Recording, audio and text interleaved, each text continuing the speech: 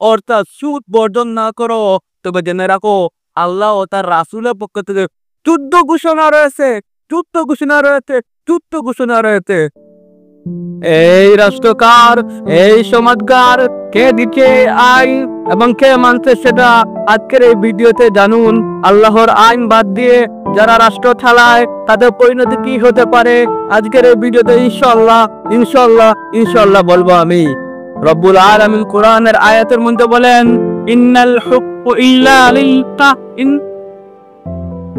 ইন্নাল হুকমু ইল্লা লিল্লাহ, ফয়সালা অধিকার একমাত্র আল্লাহর। সূরা ইউসুফ আয়াত নম্বর 40। যে রাষ্ট্র আল্লাহর হুকুম করে না সে রাষ্ট্র আল্লাহর নয়। যে রাষ্ট্র তাগুতের রাষ্ট্র আইন তৈরি করবে কেবল আল্লাহ রব্বুল আলামিন এবং আমরা তা মেনে চলবো, এটা ইসলামের দাবি। দ্বিতীয় নম্বরে আমি আপনাদেরকে বলতে চাই, শরিয়াতা যারা শাসন করে ইসলাম, রব্বুল আলামিন তাদেরকে একটি আয়াত বলেছেন। এই আয়াতের মধ্যে রব্বুল আলামিন বলেন, ও মাল্লাম ইয়াহকুম বিমা আনজালাল্লাহু ফাউলাইকা হুমুল কাফিরুন কাফিরুন কাফিরুন। যারা আল্লাহর অবতীর্ণ বিধান অনুযায়ী বিচার করে না তারা কাফির, তারা কাফির, তারা কাফির। সূরা আল মাইদা আয়াত নম্বর 44।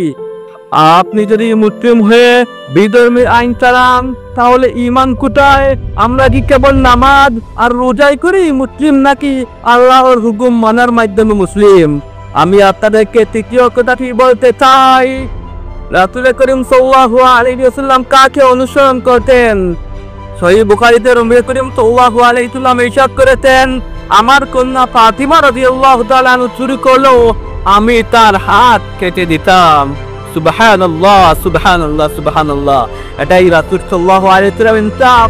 আজ যদি নেতা, পুত্র, মন্ত্রী, আত্মীয় অপরাধ করে পার হয়ে যায়, সেটাই কি ইসলাম, নাকি এটা মন গড়া রাজনীতি? আমি তো বলবো এটা মন গড়া রাজনীতি। চতুর্থ নম্বরে আমি আপনাদেরকে বলতে চাই, আল্লাহর হুকুম বর্জন করলে আপনাদের কি হতে পারে? রব্বুল আলামিন কোরআনের আয়াতের মধ্যে বলেছেন, ফাইল্লাম তাফআলু ফান্তাগু বিহাবিম মিনাল্লাহি ওয়া রাসূলিহি। যদি তা না করো, অর্থাৎ সুদ বর্জন না করো, তবে জেনে রাখো আল্লাহ ও তার রাসূলের পক্ষ থেকে যুদ্ধ ঘোষণা রয়েছে, যুদ্ধ ঘোষণা রয়েছে, যুদ্ধ ঘোষণা রয়েছে।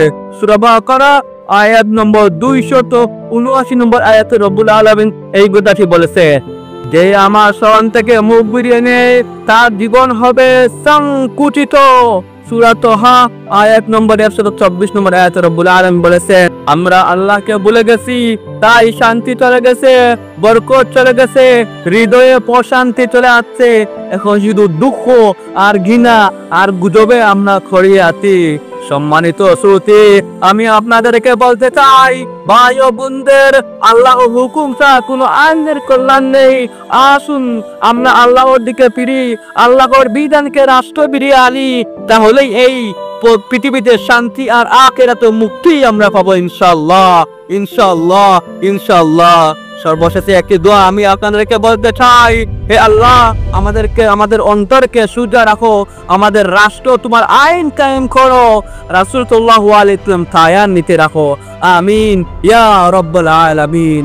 সম্মানিত শ্রোতা, আমি আপনাদেরকে আরেকটা কথা বলতে চাই, সম্মানিত ভাই ও বোনেরা, যদি ভিডিওটি ভালো লাগে, আপনার অন্তরকে আঘাত করে থাকে, তাহলে ইসলামের প্রচারে একটি লাইক দিন, শেয়ার করুন, আর এই চ্যানেলকে সাবস্ক্রাইব করতে বলবেন না। জাযাকাল্লাহু খায়ের। আল্লাহ আপনাকে হেদায়েত দান করুন। আমিন ইয়া রাব্বাল আলামিন।